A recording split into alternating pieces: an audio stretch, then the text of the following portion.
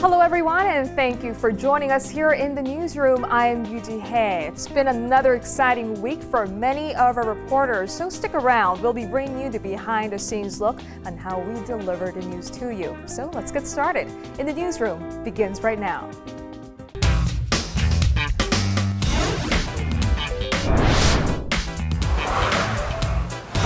Right, hello everyone. Hello. Good to see you guys again. Good to see you, everyone. Yeah. Hello. How was your week, everyone? Well, this week was hectic because I had this in-depth news coverage on healing trend in Korea. Healing trends. Yeah, now healing is the new buzzword in Korea. It was well-being before, and we cared about food and clothes or everything, well-being, materials. Right. But nowadays, healing.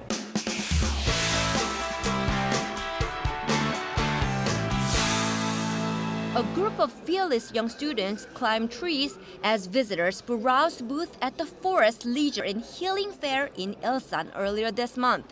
The event offered visitors a chance to get out into nature and catch up with the latest trend in health. Most visitors said they attended the event because they were interested in getting back to nature and learning about the concept of healing. The number of people seeking comfort in nature is on the rise. For example, the number of Koreans participating in temple stay programs has increased by about 4 times over the past 6 years. Programs like these offer people an opportunity for peaceful reflection during a weekend stay at a Buddhist temple in the mountains. And see, today I have brought like 3 books. Handful of books. Yes. Yes. Those for us. And look at the colors. I mean, Colors are Blue really and nice. green. They're very relaxing. right, Very exactly. Even the pictures, right? Right. Oh, yeah. Wow. Well, these books are some of the best-sellers of last year and this year, and each of these books have sold more than 1 million copies here in Korea. And as you can see here, the writer is the Venerable Haemin, who is very respected religious leaders in Korea. And these books are all carrying the messages of warm advice that you are doing okay, fine. All you have to do is take care of yourself. And these messages of peace and consolation is earning so much popularity in Korea.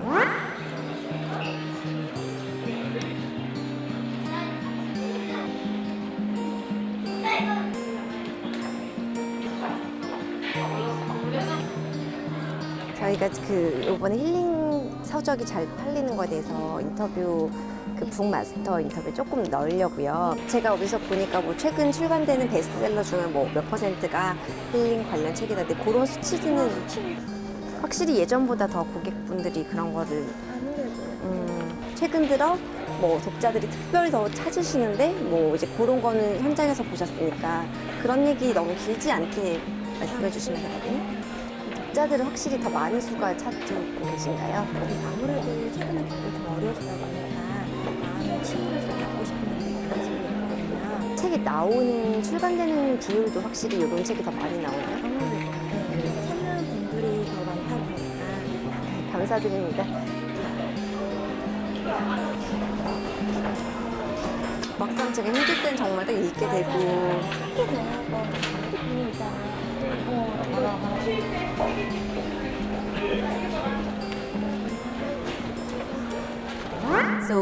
but healing is not only confined to the industry of publishing. Of course, the book market is one of the prominent industry that shows the signs of healing trend, but the other, from travel agency, from the in-depth coverage, take a look at it. So is this like a chore that makes people heal? Right. I talked about this agency in my report, and this healing travel agency mixed travel with psychological healing programs. So these tour packages are guided by healers, not by tour guides. And these healers led the programs like detox diet programs or meditation. So it sounds interesting.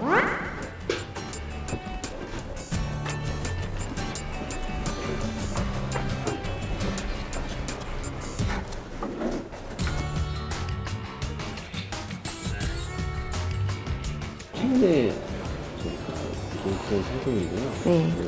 가평에 수목원이 있어요. 네. 그 수목원을 배경으로 수목원만 산책하는 것이 아니라 이것도 이제 신시계 전문가 같이 동행해서 프로그램을 진행하는 건데 이런 수목원에 있는 나무와 꽃과 이런 것들을 가지고 좀 도구로 활용해서 자신을 좀 돌아볼 수 있는 시간들을 갖는 프로그램들이에요. 그럼 힐링으로 인해서 새로운 고객이 유입된 이런 게 많이 있죠.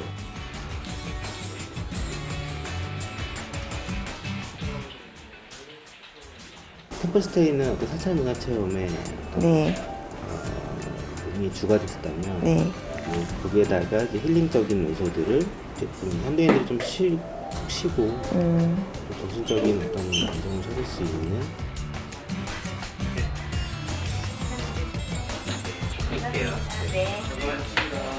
Quite pervasive in the society, I think. I mean, everywhere we turn, we see healing cafes, healing books. I mean, the trips as well as healing food and music. So, I mean, why are people so keen on searching for healing these days? For that answer, I've talked with some of the psychiatrists and experts here in Korea, and they all say that Koreans have been working so hard for the past half century for economic development, and we have achieved some of the material success, but still we haven't really developed the areas of mental health and the leisures or spiritual activities where we can really relieve our stress. And so Korea has one of the world's highest rate of suicide, and he said during the last 20 years the anxiety disorders or depression, the numbers have been increased so rapidly. So, and those who haven't really accomplished their goals, they're also unhappy. So Korea is an unhappy country. So he suggests that what we need is reflection. Like, have you talked to these people who've actually on these kind of healing trips? Have you got some feedbacks how it was?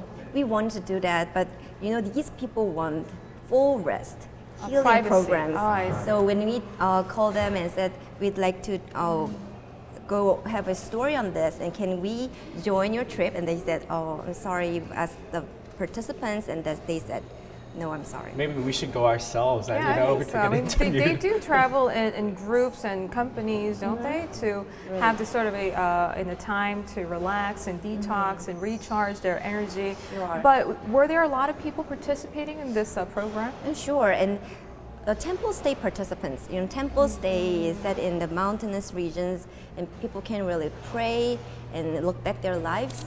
The number of people who participate in the temple stay have increased by 4 times, and also in these healing agencies from over the last 6 years. Wow. So now it's like so many people participating, especially Koreans rather than foreigners.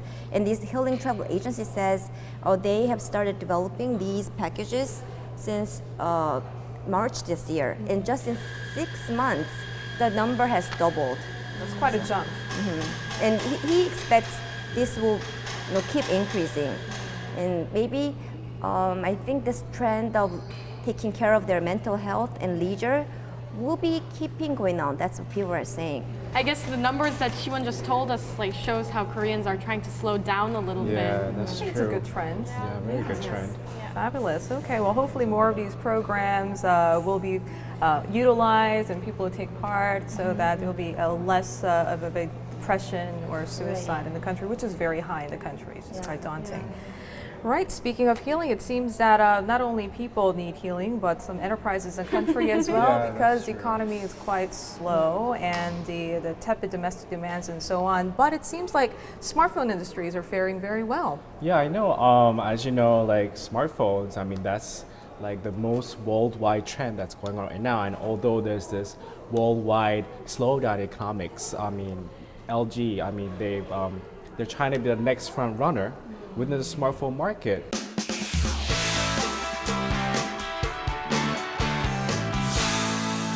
LG's chairman Kubonmu ordered LG affiliates to make a highly competitive smartphone to beat out its rivals. That's how the LG Optimus G, also known as the chairman phone, was born. The new phone, dubbed the chairman phone, has already been released in Korea and has already hit the shelves in Japan. the Optimus G will expand into more markets, including the U.S., before the end of the year. With the new phone, LG Electronics is optimistic that it can revolutionize its smartphone business. If you think of smartphones, what do you think of? Like the two major brands? Of course, Samsung, Samsung and and Apple. Apple. Yeah, that's true. But one thing interesting is that with this latest smartphone from LG, the specifications actually outweigh those two major rivals. How so? They have like the flashiest technologies. They've got all the good technologies, the best ones from its own companies, LG affiliates, and also they even have a zippy CPU processor that's like 40% faster than Samsung's Galaxy S3 at Apple. But then, since as you told us, you just told us that it was released on August, but why isn't it grabbing that much attention, like compared to its? Well, of course, high it was released in Korea, so domestically it is well known. But for a product to get released and get exported, it needs time. So for the product cycles, the product releases within foreign countries, it takes a bit time because they need to negotiate with the foreign telecommunication companies. So that is why I think foreign consumer, they need to sort of wait a little.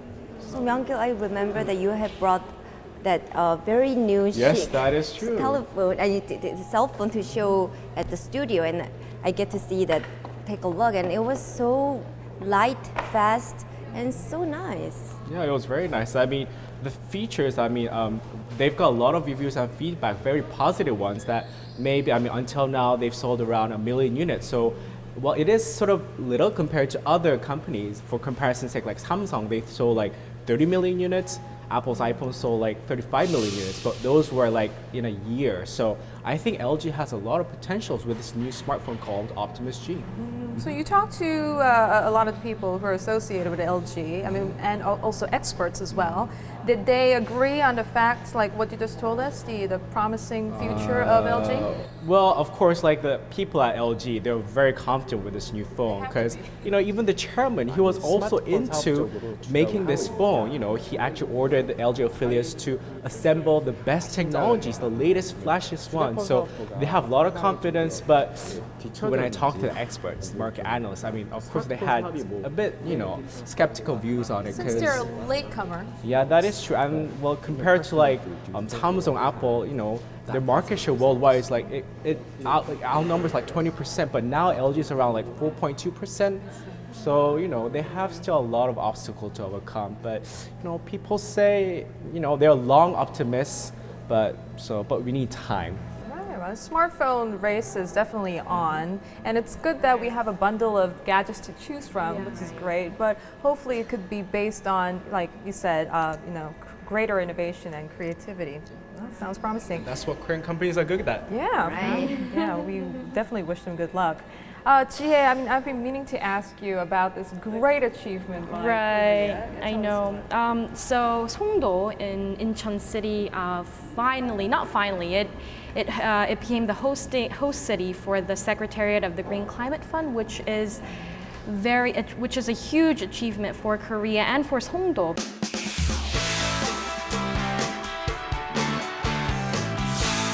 Korea has taken a step closer to becoming the global hub for green growth. Incheon Metropolitan City said Saturday that Songdo, a district within the city, won its bid to house the headquarters of the Green Climate Fund, the world's single biggest source of financing to fight climate change. A vote to choose the host city was held earlier in the day. Korean officials expect this to be an opportunity for Songdo to make its mark on the international stage. Songdo had a tight race with Bonn, Germany, that gained support from European nations. A total of 6 contenders, including Geneva and Mexico City, were in the race.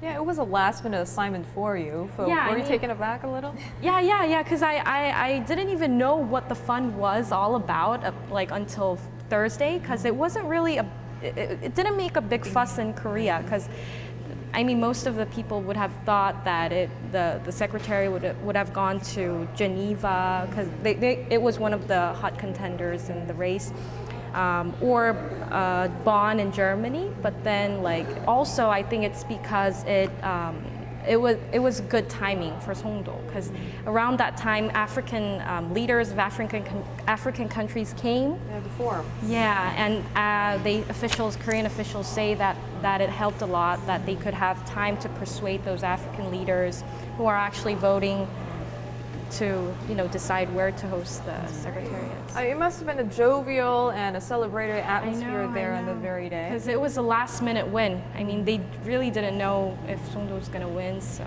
they were. But very how happy. was it like actually being there at Songdo? Because at that great moment, reporting, it must have been exciting. It's just, it was exciting. It was exciting because President Lee Myung-bak came to celebrate the win, so it was exciting. I mean, it would have been nice if in the newsroom I crew had know, known about this. I know. I didn't realize that it would be this big because I wasn't really sure whether Songdo would actually, become the host city for the secretariat. So.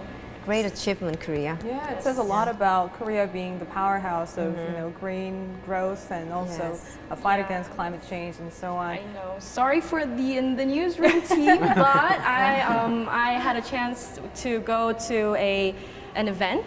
Arirang TV invited foreign journalists to let them look around Korea, and I was there with the newsroom team.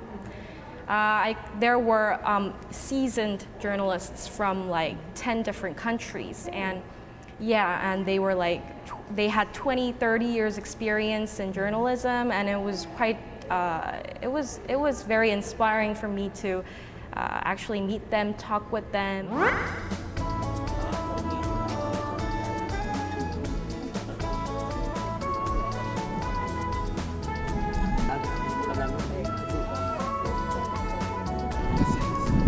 Where are you from? Peru. Peru? Yes. How many years did you spend in journalism? Since I graduated, Wow. a lot.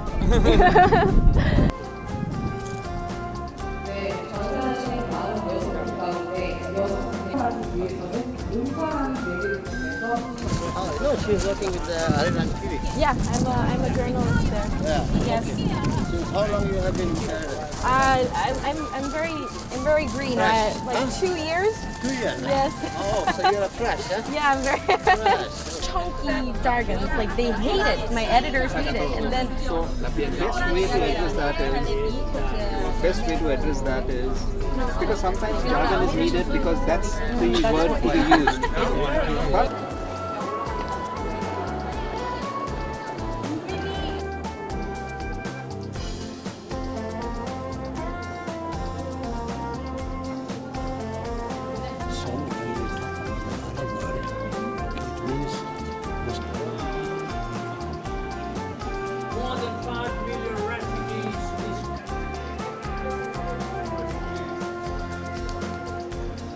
I think there is no other success story in such a.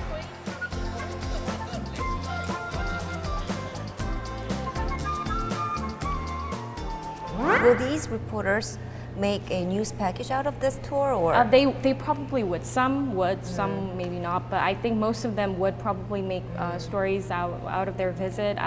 But it won't be just about the tour, but mostly about Korea, the rapid economic development it made in like 50 years. And some said they might write series of stories about Korea, like about the tension between the two Koreas and the economic development and. what did you learn from those seasoned reporters? Some reporter from Kuwait, he told me about a story that he did when he interviewed Nelson Mandela. Wow. He told me that he interviewed him twice, and like that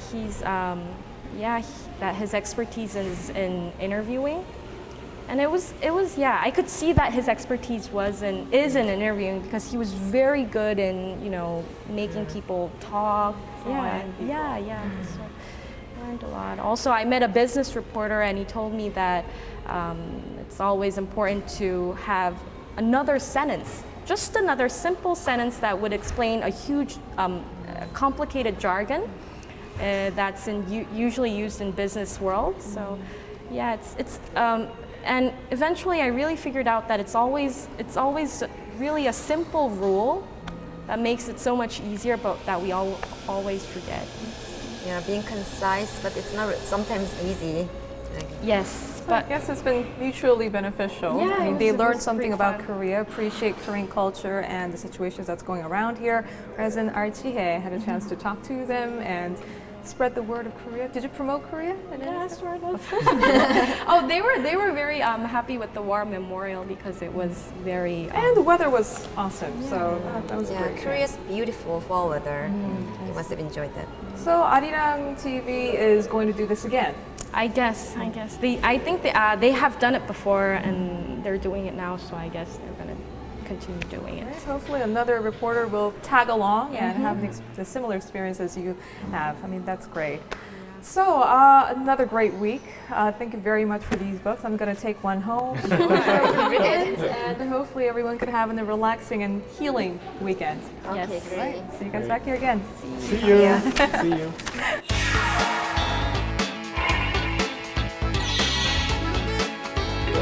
Now, this week, defense ministers of Korea and the United States met for a security meeting in Washington, and the first one-on-one since the two sides agreed to extend Seoul's missile range earlier this month. Our defense ministry correspondent Ji Myung-kil was there, and she filed us this video clip from Washington. Let's take a look. Hello in the newsroom viewers. I'm here at the Korean War Veterans Memorial in Washington, D.C. And South Korean Defense Minister Kim Gun-jin was just here to pay tribute to the Korean War veterans and to really commemorate those who sacrificed their lives for the Korean War. And this is a gesture of courtesy before the 44th annual Security Consultative Meeting takes place here in Washington, D.C. This meeting is basically the hottest meeting that can ever happen in the defense arena, especially in the U.S. and in Korea, is where the defense chiefs of South Korea and the U.S. gather annually to discuss really important matters that not only pertain to the security in the Korean Peninsula, but in Northeast Asia region at large. So I'm certainly excited to be here to cover this event, and it's going to be like a red carpet for all the top defense officials in Korea and in the U.S. Right now, I'm really nervous and excited at the same time to be at the Pentagon, where I heard security is really strict there. So you're supposed to carry 2 IDs and go through multiple security checks.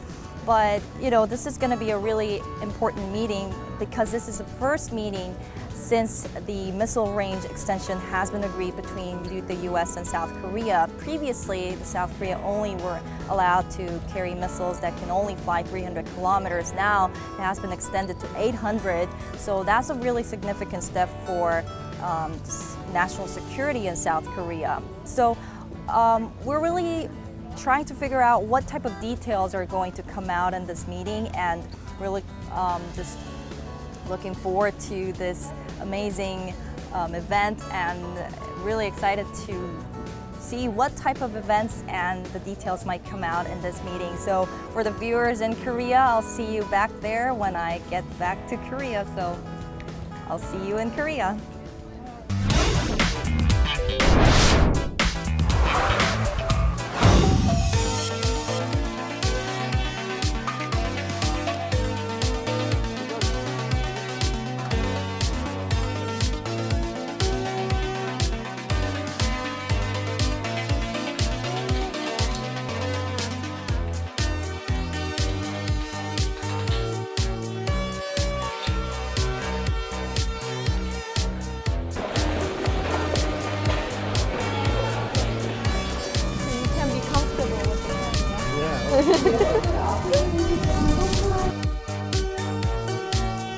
Situations I have gone through, and it's